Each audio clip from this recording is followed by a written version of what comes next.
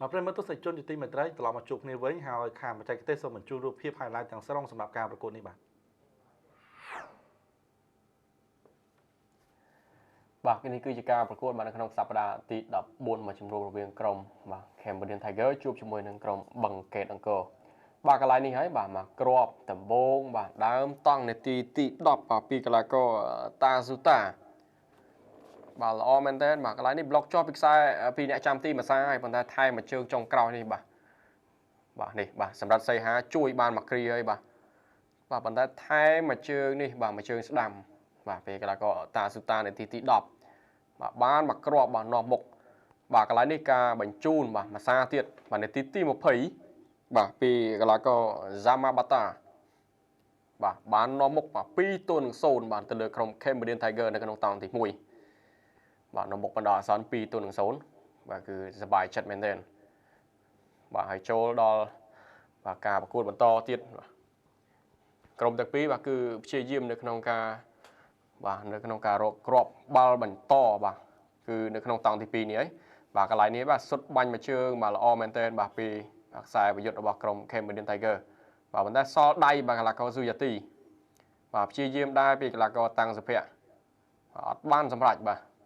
បន្តទៀតបាទកន្លែងនេះបាទអោបជាប់មួយសាទៀតបាទសេវបានមួយសាទៀតបាទស៊ូយ៉ាទីបាទលើកកន្លែងនេះសល់មួយដៃនេះបាទគឺអស់ចំហលេងបាទប៉ុន្តែគាត់បាទចេះក្បាច់ហើមពោះបាទគេថាហើមពោះពីក្មេងបាទលោកបានមួយសាទៀតបាទកន្លែងនេះឯងលោកបាទការវាសម្រុករបស់ក្រុមបាទ Cambodian Tiger បាទមួយសាគឺស្រួចស្រាលមែនទែនបាទ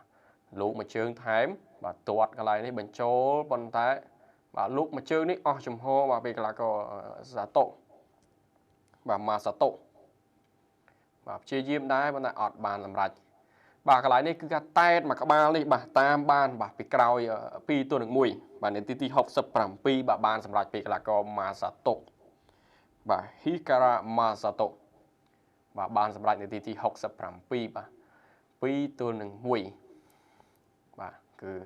សប្បាយចិត្តមែនទែនបាទហើយបន្តមកទៀតក៏មានការព្យាយាមសុទ្ធបញ្ចូលទីដែរបាទកន្លែងនេះគឺបាទព្យាយាមកន្លែងនេះបាទសម្រាប់បឹងកេតបាទ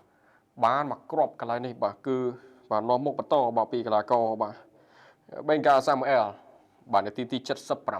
79បាទប្រវល់មកជុំនេះថែមមកជើងបាទកាត់ផ្ដាច់មែនទែនបាទបង្កើនការនាំមុខបាទគឺ3-1បាទត្រឹមនាទីទី79បាទសម្រាប់ក្រុមបឹងកេតអង្គរបាទហើយបន្តមកទៀតបាទនេះកន្លែងនេះហើយបាទឲ្យចូលបន្តបាទបេងកាសាមអែលបាទបន្តពីសុទ្ធនេះបាទគឺសប្បាយចិត្តមែនទែន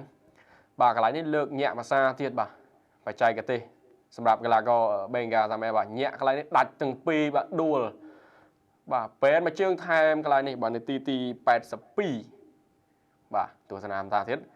បាទនេះបាទញាក់ដល់ទៅដួលដល់ទៅពីររូបបាទខ្សែការពាររបស់ Cambodian Tiger បាទពីររូបបាទញាក់ដាច់ស្អាតមែនទេបាទដួលទាំងពីរនាក់បាទអោបគ្នានៅនោះបាទសាមអែលបាទថែមមួយជើងនេះបានគ្រាប់ទី4បាទក្នុងតង់ទី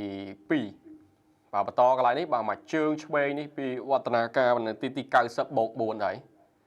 បាទហៀបនឹងចប់ការប្រកួតឲ្យឆ្លៀតថែមកគ្រាប់ទៀតបាទគឺនាំមុខ5-1ទៅលើក្រុម Cambodian Tiger បាទចប់ការប្រកួតគឺក្រុមបឹងកេតអង្គរ5ហើយក្រុម Cambodia Tiger 1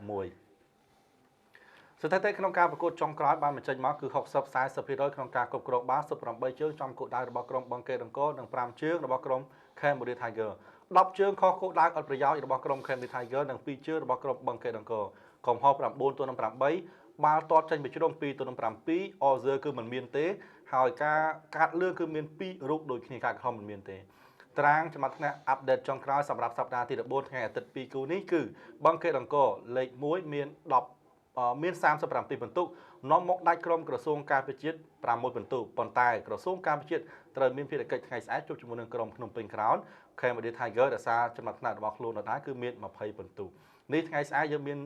ការប្រកួតចំនួន2គូសម្រាប់ការប្រកួតថ្ងៃច័ន្ទដែលជាសប្តាហ៍ដំបូងនៅក្នុងរដូវកាលនេះដែលយើងធ្វើការផ្សាយផ្ទាល់នៅថ្ងៃច័ន្ទគឺក្រុមភ្នំពេញក្រោនជួបគ្នាជាមួយនឹងក្រសួងការពារជាតិនៅម៉ោង6ចេញពីក្រាឋាន OSN របស់ក្រុមភ្នំពេញក្រោនផ្សាយផ្ទាល់ពី BTV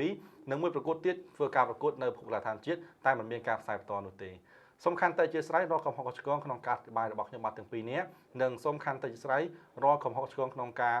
បញ្ជូនរូបភាពក៏ដូចជារូបភាពផ្សេងៗផងដែរក្នុងការផ្សាយផ្ទាល់ខណៈពេលនេះខ្ញុំអានក្រុមការងារសូមអរគុណនិងសូមគោរពលារាត្រីសួស្តី